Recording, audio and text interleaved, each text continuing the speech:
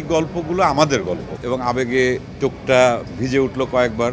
আমরা যদি ছেলে হিসেবে যদি চিন্তা করি যে মায়ের সঙ্গে বাবার সঙ্গে আমাদের যে আবেগের সম্পর্ক, এখন এই সময়ে সেই আবেগটা আসলে কতটুকু এর অস্তিত্ব আছে আমরা জানি না। আমি চাই যে এই আবেগটা আমাদের এই প্রজন্মের সমস্ত সন্তানের মধ্যে, বাবা মায়ের মধ্যেও যেন এই আবেগটা যেন চিরায়ত থেকেই যায়। সেটা মাকসুদের মেকিং বলি আর পারফরমেন্স যারা করেছেন, মেহজাবিন বলি, মনোয়ার। মেহজাবিন তো একদম কি বলবো, অসাধারণ, সবসময় ভালো অভিনয় করে এবং আমার প্রিয় অভিনেত্রী।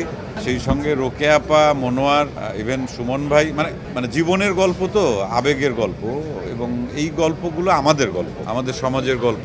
তা সেই জায়গা থেকে আমার মনে হয় কি যে এই গল্পগুলো বেশি বেশি হওয়া দরকার, এই ধরনের গল্প। আর মা সন্তানের যে চিরায়ত যে সম্পর্ক, যে দায়িত্ববোধের গল্প, যে আবেগের গল্প, এবং আবেগে চোখটা ভিজে উঠলো কয়েকবার এবং ফিল করতে পারছিলাম সত্যি কথা, এবং আমার কাছে অসাধারণ লেগেছে। আমি আসলে বেশি আর কিছু বলতে পারবো না এর থেকে। পুরোটাই ভালো লেগেছে, নির্মাণ থেকে শুরু করে যারা অভিনয় করেছেন প্রত্যেকের অভিনয় অসাধারণ, এবং গল্পটা তো অবশ্যই, কারণ সন্তান হিসেবে শুধু মেয়ে না, আমরা যদি ছেলে হিসেবে যদি চিন্তা করি যে মায়ের সঙ্গে বাবার সঙ্গে আমাদের যে আবেগের সম্পর্ক, এখন এই সময়ে সেই আবেগটা আসলে কতটুকু এর অস্তিত্ব আছে আমরা জানি না।